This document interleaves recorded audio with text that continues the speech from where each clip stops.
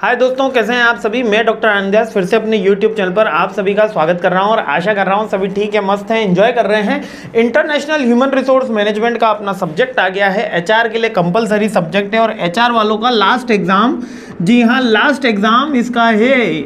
और मैं अंतिम प्रहार की इसकी सीरीज़ ले आया हूँ वापस से। ऑन डिमांड सीरीज़ है, काफ़ी इंपॉर्टेंट सीरीज़ रहती है एग्जाम के पॉइंट से देखा जाए तो। फर्स्ट क्वेश्चन पे अपन आ गए हैं। इस सब्जेक्ट के डिटेल वीडियो ऑलरेडी अपलोडेड हैं, सारे डिटेल वीडियो एक बार जरूर देख लें, जैसे अंतिम प्रहार देखने से पहले। मैं अपनी बात पे आज भी वही कहता हूँ कि अंतिम प्रहार से ज़्यादा वो जो डिटेल वीडियोस हैं 5, 6, 7 जो डिटेल वीडियोस रहते हैं हर यूनिट के, वो ज़्यादा इंपॉर्टेंस रखते हैं अपने अंतिम प्रहार से ज़्यादा। लेकिन अंतिम प्रहार एक तरीके की आप कह सकते हो, आपको शार्पन ऑफ योर नाइफ, यानी कि आप अपने धार तेज करने वाली बात है कि इन क्वेश्चंस के आंसर जान के अपन एग्जाम में और अच्छे से अटेम्प्ट कर पाते हैं। तो पहले डिटेल वीडियो और उसके बाद यहाँ पर आइएगा ताकि आपको ये अच्छे से समझ में आए। और ये ना भी देखेंगे, अगर केवल डिटेल देखेंगे तो उसके अंदर सब कुछ कंप्लीट होगा, ऐसा मेरा मानना रहता है। ठीक है, तो फिर भी इंपॉर्टेंट क्वेश्चन की सीरीज शुरू करते हैं। सारे इंपॉर्टेंट क्वेश्चन एक एक करके अपन देखते हैं कि कौन सी चीज़ें हैं। बस कुछ चीज़ें जो अपडेटेड हैं, जैसे कि उस वीडियो के अंदर, वो थोड़ा साल भर पुराना वीडियो है तो उसके अंदर जो रीसेंट ट्रेंड है, हमने इसके अंदर रीसेंट ट्रेंड थोड़ा साल भर में अपडेट करा है। तो जहाँ जहाँ अपडेशन है वो चीज़ें भी इंक्लूड कर ली गई हैं। चलिए आगे बढ़ते हैं, अपन फर्स्ट क्वेश्चन पे आते हैं।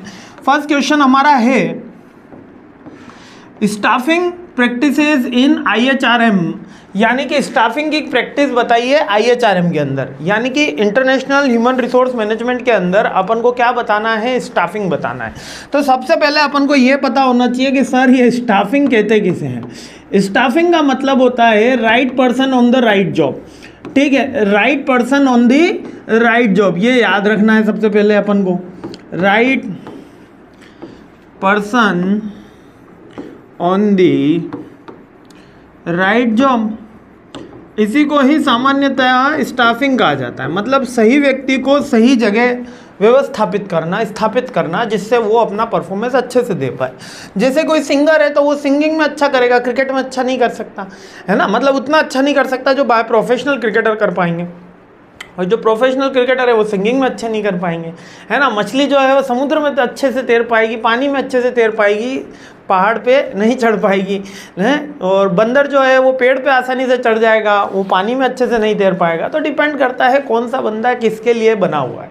हर बंदे के अंदर अपनी एक क्वालिटी होती है, अपनी एक स्किल होती है, और वो उसमें ज़्यादा एक्सपर्ट हो सकता है यदि उसको उसके रिलेवेंट जॉब मिले। आप भी HR के MBA कर रहे हैं, 4 सेमेस्टर कंप्लीट होने पे नई जॉब पे जाएंगे, तो यकीन मानिएगा कि अगर आपको आपकी पसंद की जॉब नहीं मिलेगी तो हमेशा करियर के अंदर कहीं ना कहीं पिंच होते हुए रहोगे कि सर हम फाइनेंस की जॉब, अकाउंटेंट की जॉब अभी मिल रही है, हम कर लेते हैं, हम तो HR के हैं, बाद में फाइनेंस की जॉब कर लेंगे। तो ऐसा नहीं करिएगा, मेरी एक राय है, इसके अंदर बिल्कुल मत जाइएगा। हाँ ठीक है, अनएम्प्लॉयमेंट से अच्छा कुछ एम्प्लॉयमेंट होना मैं मानता हूँ, लेकिन गलत जगह अगर अपन चले गए, गलत नौकरी स्टार्ट में ज्वाइन कर ली अपन ने, तो अपना करियर उसी में बिल्ड होता जाए। फर्स्ट जॉब काफ़ी ज़्यादा इंपॉर्टेंट होती है, भले बड़ी कंपनी हो या छोटी कंपनी हो, लेकिन आपकी प्रोफाइल में होनी बहुत ज़रूरी होती है, तभी आपको उसमें मज़ा आएगा। अगर मज़ा नहीं आएगा जॉब करने में तो आप कभी भी उसमें पैशनेट वर्क नहीं कर पाओगे। तो स्टाफिंग यही सिखाती है। स्टाफिंग हमें बताती है कि कैसे हमको रिक्रूटमेंट करना है और उस बंदे का सिलेक्शन करना है और फाइनल उसका इंडक्शन वीक करवा के उसको प्लेस करना है और ट्रेनिंग एंड डेवलपमेंट की एक्टिविटी करनी है। इसी को स्टाफिंग बोला गया। लेकिन जब इसमें एक वर्ड जुड़ जाता है international staffing, international human resource management, तो आपको ये बात याद रखनी है कि इंटरनेशनल स्टाफिंग होगा तो एक ग्लोबल स्टाफिंग की तरह है।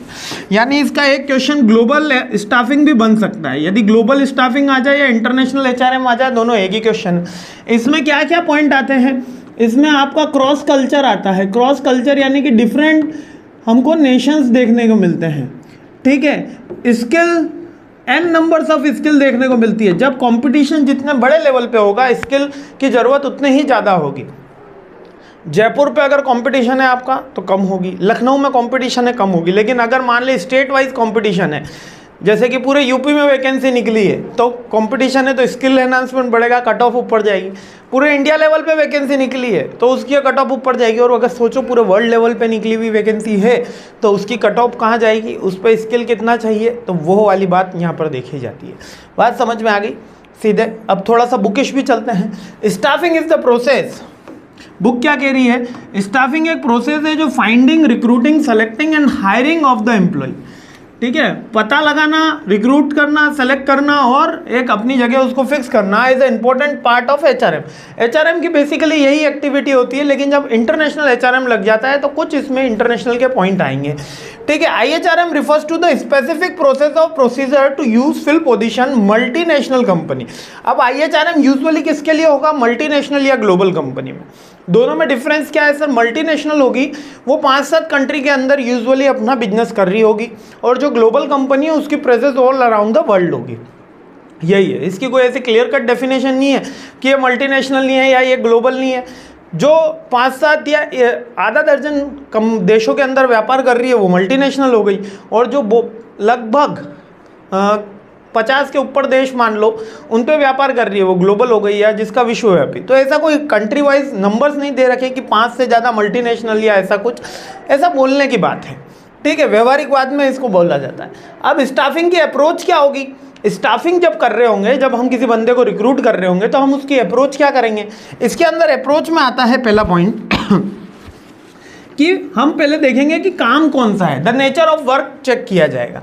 नेचर ऑफ वर्क चेक करने का मतलब कि किस तरीके का काम है, क्या लेबर है, क्या सुपरवाइजर है, क्या हेड है, कौन सी कंपनी में काम है, वीविंग का काम है, आपकी टेक्सटाइल इंडस्ट्री है, सीमेंट इंडस्ट्री है, IT इंडस्ट्री है, कौन सी इंडस्ट्री, सर्विस इंडस्ट्री है, किस में काम किया जा रहा है, काम क्या है, काम का नेचर चेक किया जाता है। फिर अपन चेक करेंगे कि कंपनी का कल्चर क्या है, ठीक है। हायरिंग करने से पहले, स्टाफिंग करने से पहले कंपनी का कल्चर का मतलब कंपनी का मिशन विजन क्या है, कंपनी में कितने आवर वर्किंग होती है, क्या 12 आवर वर्किंग कल्चर है, क्या 24 आवर्स वर्किंग कल्चर है, क्या शिफ्ट टाइमिंग में वर्किंग कराई जाती है, कैसे कंपनी में वर्किंग होती है, कंपनी की पॉलिसीज क्या है, छुट्टियों को लेकर पॉलिसी क्या है, ये कंपनी का कल्चर फिक्स होता है, ठीक है। और उसके बाद होस्ट कंट्री का कल्चर क्या है, होस्ट कंट्री क्यों, जहां पर वो व्यापार करा जा रहा है। जैसे कि अगर कोई इंडियन कंपनी सऊदी या गल्फ की कंट्रीज में जाएगी तो वो भी वहां पे शुक्रवार को ऑफ रखेगी, और सऊदी कंपनी इंडिया के अंदर आएगी तो यहाँ पे उसका संडे को ऑफ रहेगा, फ्राइडे को ऑफ नहीं रहेगा।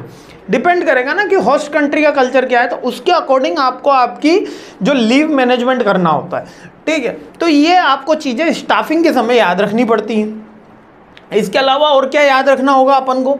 जब अपन इंटरनेशनल स्टाफिंग में जाएंगे तो एक तो हायरिंग और रीलोकेटिंग ऑफ द एम्प्लॉय, यानी कि यहाँ पर हमेशा जब भी इंटरनेशनल HRM होता है तो रीलोकेट भी किया जाता है और हायर भी किया जाता है, और जिसकी कॉस्ट हमेशा हाई आती है। हमेशा मल्टीनेशनल कंपनी में हायरिंग की कॉस्ट हाई होती है क्योंकि कंपटीशन ये इंटरनेशनल लेवल पे कराते हैं। अवेलेबिलिटी ऑफ टैलेंट भी हमेशा क्या होता है? हाई होता है। यानी जब हम इंटरनेशनल HRM में बात कर रहे हैं तो टैलेंट की अवेलेबिलिटी भी कैसी होगी? हाई होगी। कॉस्ट भी कैसी आएगी? हाई होगी। और रिस्क भी आता है कल्चरल कॉन्फ्लिक्ट का। ये 3 बातें और हमको ध्यान में रखनी होती है। कल्चरल कॉन्फ्लिक्ट यानी कि एक देश दूसरे देश से कल्चर में डिफरेंस होता है, तो वो कॉन्फ्लिक्ट आपका कंपनी में नज़र ना आए, क्योंकि कंपनी का ओवरऑल ऑब्जेक्टिव क्या है? प्रोडक्शन से मैक्सिमाइजेशन ऑफ द प्रॉफिट। अगर वहाँ पर कॉन्फ्लिक्ट होगा तो दिक्कत आएगी। तो यहाँ पर हमें हमेशा याद रखना पड़ता है जब हम इंटरनेशनल HRM कर रहे होते हैं कि कल्चरल कॉन्फ्लिक्ट ना आए। समझ में आ रहा है? नहीं भी समझ में आ रहा है तो एक लाइन में अब मैं समझा देता हूँ बिल्कुल इजी वे में। HRM अपन ने पढ़ा था। HRM के अंदर क्या पढ़ा था कि ह्यूमन रिसोर्स मैनेजर जो है हमारा, उसके कुछ काम हैं जैसे कि selection, recruitment, selection, training and development, है ना, परफॉर्मेंस अप्रेजल, ये उसके कुछ बेसिक उसने काम देखे थे। लेकिन यहाँ पर जब recruitment, selection, training, development, performance appraisal आ रहा है तो याद रखिएगा इसके साथ सबसे ज़्यादा बड़ा क्या जुड़ा हुआ है? इसके साथ सबसे ज़्यादा बड़ा जुड़ा हुआ है आपका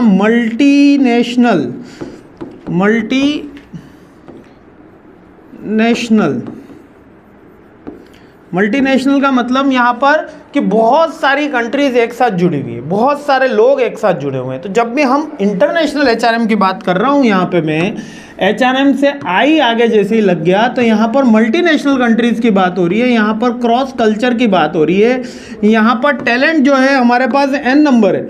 हमको अगर लेबर इंडिया में नहीं मिल रही तो हम बांग्लादेश से ले आएंगे। अब जैसे कि बहुत से लोग दुबई जाके नौकरी कर रहे हैं, है ना, बहरीन जाके नौकरी कर रहे हैं। सऊदी में जॉब कर रहे हैं, तो वो क्या है, वो एक एमएनसी का एक एग्जांपल है कि उनको जहाँ से कॉस्ट इजी आती है वो अपने बंदों को माइग्रेट कर लेती। तो यहाँ पर टैलेंट हाई होता है, कॉस्ट हाई होती है, लेकिन जो पर कॉस्ट आती है एम्प्लॉय की वो लो हो जाती है, क्योंकि बेस्ट टैलेंटेड एम्प्लॉय उनको कम रेट के अंदर मिल जाता है यदि कंपनी एमएनसी होती है तो। और कल्चरल कॉन्फ्लिक्ट भी इसके कारण इमर्ज होता है, क्योंकि डिफरेंट कल्चर से आ रहा है। अब मान लीजिए कोई इंडियन है, कोई श्रीलंकन है, कोई बांग्लादेशी है, कोई पाकिस्तानी है, ठीक है। अब ये 5-6 भले पास पड़ोसी मुल्क हैं, लेकिन इनके कल्चरल में बहुत डिफरेंस है। जब कल्चरल डिफरेंस इमर्ज होता है तो वो वर्क प्लेस पे भी शो होता है। Getting my point. तो ये चीज़ें अपन को IHRM में कंसीडर रखनी है। तो स्टाफिंग के समय अपन जब बात कर रहे हैं तो स्टाफिंग के समय इन्हीं पॉइंट्स के ऊपर बात चल रही है, ठीक है। तो यही पॉइंट है। अब इसके अंदर स्टाफिंग की अप्रोचेस में बात करेंगे तो जो मैंने आपके क्वेश्चन में बता दिया कि क्या क्या बातें याद रखनी है। एक तो कॉस्ट याद रखनी है, एक टैलेंट याद रखना है, और इसके अलावा रिस्क कल्चर का अपन को याद रखना है। इसके अलावा नेचर ऑफ वर्क याद रखना है, होस्ट कंट्री का कल्चर याद रखना है, और कंपनी की पॉलिसीज भी याद रखनी है। ये सारे के सारे पॉइंट रहते हैं। स्टाफिंग का मीनिंग होता है recruitment, find the right person on the right job, ठीक है। Place the right person on the right job, place the right person on the right job staffing का एक नटशेल में मीनिंग होता है। इसकी डेफिनेशन अगर आगे दी हुई है, इजी क्वेश्चन है और काफ़ी एग्जाम में आया हुआ क्वेश्चन है। नेक्स्ट क्वेश्चन पे हमला बोलते हैं और जल्द से जल्द ये सीरीज कंप्लीट करते हैं। जय हिंद।